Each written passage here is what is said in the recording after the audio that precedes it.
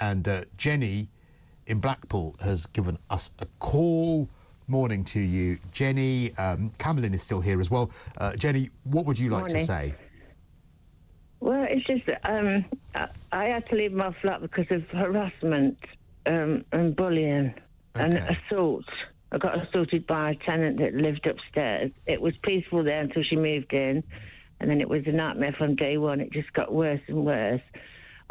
She turned me electric off 3 times. I had a window smashed. The landlady won't do anything because she's a sister's friend. She let fire extinguishers off at my door. Okay, so you really suffered some bullying and harassment, right? Yeah. When she assaulted me, the police did nothing, even though there's a Ring doorbell camera on the front door where it happened, and I had a witness there. The police did nothing. So have you moved now? No, I'm living with a friend. I've been living with a friend for a few weeks with my dogs, and I've got to get my furniture out next Thursday. I've got nowhere to put it, so my friend's going to put it in this garage. So I'm hoping to find somewhere else. So do you rent your place or do you own it? I rent it privately. You rent it. So essentially you've made the decision to move house. I couldn't stay there anymore. I was too scared to. I mean, when I go around to get something, I have to wait till she's gone work for a day I go in. I'm scared to go in when she's there. So like tonight she'll be at work, so I'll be able to go in tonight and pack some stuff. And so how is all of that making you feel about tomorrow? Because presumably you would have spent tomorrow in your flat, right? Yeah. Yeah. I don't see my family because they're in Leicester. So my friend who I'm living with, he's gone down to his family. So it's just me and the dogs tomorrow. I just want it all. I want it all over. And would you have been on your own in your flat normally at Christmas, and you're just going to be on your own somewhere else tomorrow, or would you normally have hosted some people at your flat? No, usually I go somewhere at Christmas. My friend asked me to go to hers at Christmas, but I haven't heard anything, so I'll just stay with my corn meat and what do you think Kamalyn can help you with? Because I suppose you must be feeling a bit sad about the fact that your circumstances have changed this Christmas, right? Yeah, I've never felt so low in my life, really. You know, I mean, she's half the age of me, what assaulted me, and it just makes me mad that she got away with it. So what do you... She said at the time, I won't... Sorry? No, I'm going to ask Kamalyn now. I mean, it sounds like Jenny's got... she's going into tomorrow with a lot of anger and frustration that the injustice. I mean, that is really what we've just heard from Jenny, Kamalyn, is just injustice of having to leave somewhere that you consider safe, your home, as a result of someone else's actions. And that's going to leave a big cloud over what should be a day where you celebrate, isn't it? Yeah, no, definitely, because what an awful situation to be in as well, Jenny. So no wonder you're feeling angry and you're feeling unsettled, because you're being essentially forced out of your own home, aren't you? And that too, so close to Christmas as well. So there's 2 elements here. There's obviously an emotional angle, and then the second angle is a practical level. So I know you're saying that you've spoken to the police and you've spoken to your landlord, but maybe there's something else there that can be done. You might need to ask the right questions, and you might need to speak to the right bodies or the right organisations that can support you. But see that, do that when you are out of that environment now. Keep a log of everything and do that separately, because see, when you're in that emotionally charged situation where you're not feeling safe and you're not feeling secure, your emotional brain is going to get activated, which means that your logical, rational, practical brain is going to switch off. So everything's going to feel really overwhelming, and it's going to seem too much, and it's going to seem really confusing. So you're absolutely right to get yourself out of that situation. But then if you feel a sense of injustice, do continue the fight, but do it when you're in a place that you feel safe and secure. And so whenever you move out and move into a new place.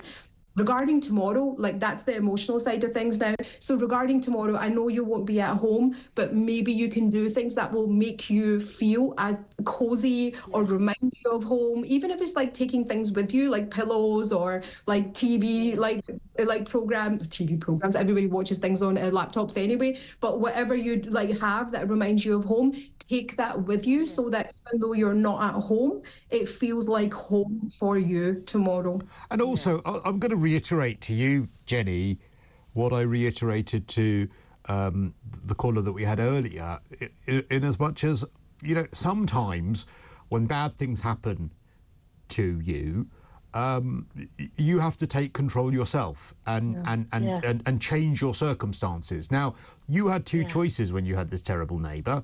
You could have continued living in a situation which was causing you a great deal of stress and anxiety and you know, this awful bullying you were being subjected to, or you can take control yourself. You can say, you know what, I'm going to move out and I'm going to take myself out of this situation, much like the caller that we had earlier, who had found themselves in a terrible situation where their awful husband had hit them. And so I also think that tomorrow you should perhaps reframe it in your mind that you've taken control of things. You've decided to take yourself out of a situation which was terrible, and as unjust and as awful as it is, that's life sometimes. Bad things happen to good people, and what you've done is decided to have the strength to make a decision to change your circumstances, and I think that you should pat yourself on the back tomorrow for that, actually. Yeah. Thank you. I'm just worried in case I can't get anywhere else, because in Blackpool it's hard to get somewhere when you've got dogs. I've got 2 dogs, and I never leave them. So no, of course not. And you know what? Have a bit of breathing space. Give yourself to the new year. Re-strategise. But tomorrow, take the day to just say to yourself that you've moved somewhere else for the time being, and you'll worry about it more in the new year. I hope that helps, Jenny. And thank you for your call. By the way, if you need any other help, you can go to our website, talkTV, talk.tv/helplines, and they should be able to help you if you need any more help. All right, the calls are still coming thick and fast. Let's go to Susan, who is in West Sussex. Morning to you, Susan. Oh, good morning, Gusto. Good morning, my love. I'm by myself. I live here by myself, but I'm quite happy here. I'm not low or depressed or anything. I've got food in the fridge, fruit in the freezer. I'm getting over a cold at the moment, so I'm sort of a lot of coughing and what have you. But whether I'll cook dinner tomorrow, I might leave it to Boxing Day. But I have my memories of my family Christmases, and I had wonderful family, wonderful parents, wonderful Christmases. Why are you on your own? Well, I was married. I was married to an alcoholic, so I had 18 years of not very happy times. This time wasn't a happy time for me when I was with him, because it was drink and drug and smashing things, and it was awful. At 18 years, it was awful. So I left him because he started to hit me. I left him, and then in about 2000 he died. So I've been by myself over 20 years. But I live in a lovely place. I've got a bungalow. I'm quite happy. But, you know, sometimes you think, oh, wouldn't it be lovely for a bit of company? But it's just the way life is, isn't it? But is there anyone that you could spend Christmas with, or is your social circle quite small now? So it is quite small. People have when it first happened, I used to go to a friend in London. She used to come and pick me up, and an old friend, and I used to go there, and then she used to bring me back and what have you.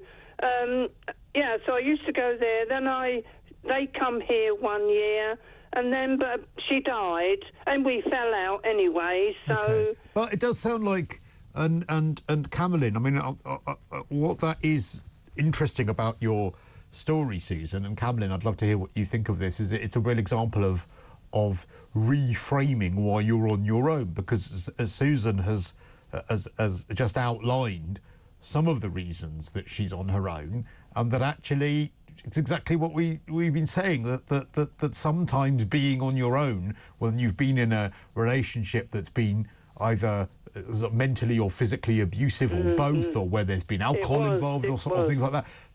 Sometimes if you remember that you're on your own because you've taken control and there are good reasons. That's a good thing, isn't it, Kamalyn?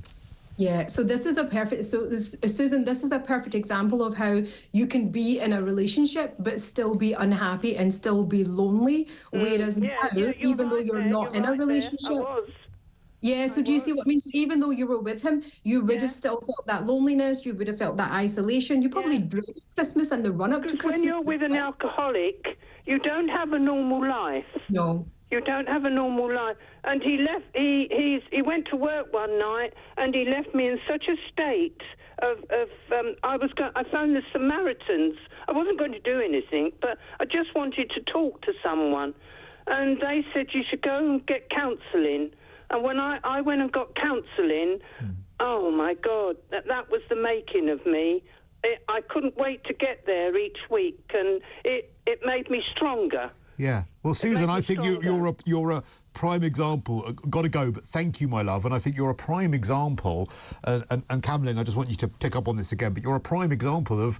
And I never thought this would happen this Friday. Actually, I thought everyone that would call in who was on their own would be. I don't want to use the word tragic, but would be sad to be on their own, or you'd be feeling sorry for them. But actually, a few of the callers today that are on their own, they're on their own for reasons that are actually understandable and weirdly quite good.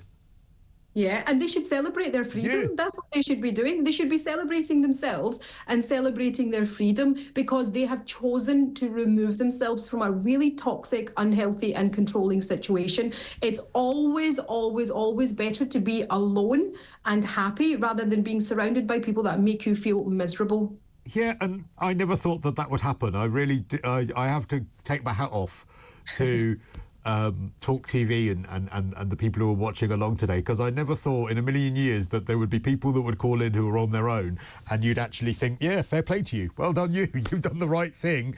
Congratulations. You've taken control. And I hope that us seeing that, sometimes you need other people to point that out to you. I hope that us seeing that as well has helped those people that call, but also maybe helped you, because maybe if you think to yourself the reasons that you're on your own, it's really easy when you're on your own to actually kind of spiral into a pit of despair. But actually just consider for a second, is there anyone you'd want to spend Christmas with if you're on your own? Actually, has it ended up being a better decision for you being on your own? Has it actually ended up being a situation that you have chosen to be in because being with other people, as Kamalyn was saying, would actually be more toxic and would actually make you more unhappy? And maybe for some of you, thinking along those lines might help you a little bit as well.